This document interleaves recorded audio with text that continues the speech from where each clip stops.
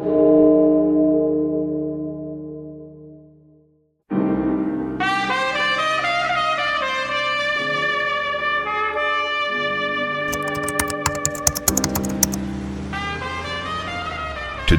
thousands of people pass through the intersection of Charles and Camden Streets.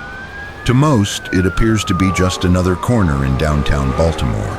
Few realize they are standing in one of the most important landscapes of America's domestic slave trade. In 1844, this was one of the most important and dangerous places in America. Within just a few hundred feet stood the Fountain Inn Tavern, Joseph Donovan's slave jail, Jonathan Means Wilson's slave trading operation, and just half a block away at Conway and Charles Street was Bernard Campbell's slave jail. Nearby were railroad depots, steamboat landings, warehouses, and the busy harbor. This wasn't simply a neighborhood, it was a transportation network built to imprison, move, and profit from enslaved African American men, women, and children. At the center of this district stood the Fountain Inn Tavern, operated by tavern keeper and slaveholder William Heckrata. Travelers, merchants, sailors, railroad workers, and slave traders passed through its doors every day. Heckrata also enslaved Hannah Gooseberry, about 40 years old, her 18-year-old daughter Judea, and her son Stephen Gooseberry, about 17. They lived and worked in the shadow of Baltimore's slave trading district, surrounded by businesses designed to keep enslaved black men, women, and children from escaping. Yet on the evening of June 4th, 1844, everything changed. Underground Railroad conductor Charles Torrey entered this neighborhood. He wasn't slipping into an ordinary part of the city. He was entering the very center of America's slave trading network. Slave jails surrounded the Fountain Inn Tavern. Railroad workers, harbor laborers, merchants, tavern keepers, and slave catchers filled these streets.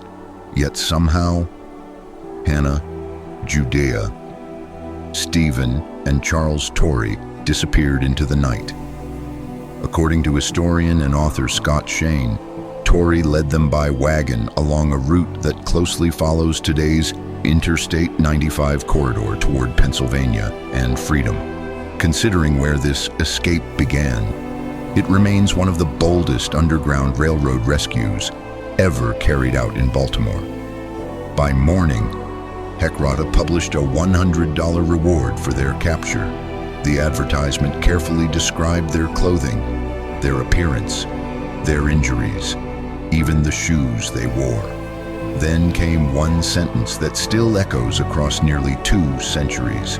Judea can spell some, was taught by my children. 9 simple words.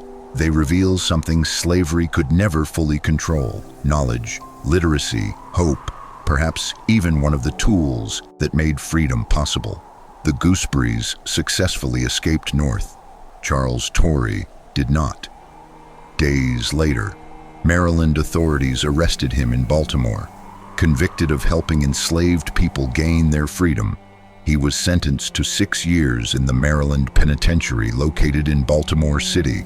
Tuberculosis slowly claimed his life. On May 9, 1846, Governor Thomas Pratt finally signed Torrey's pardon. It arrived the very day he died. He was only 32 years old.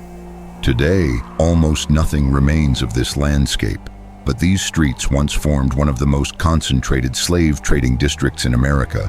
Campbell, Donovan, Wilson, Heckrata, 4 names, 1 city block, yet from the very heart of that system, Hannah, Judea, Stephen Gooseberry, and Charles Torrey proved that even the most powerful machinery of oppression could be challenged by courage, conviction, and the pursuit of freedom. Their story reminds us that history is not only the story of systems built to deny freedom, it is also the story of the people who found the courage to resist them.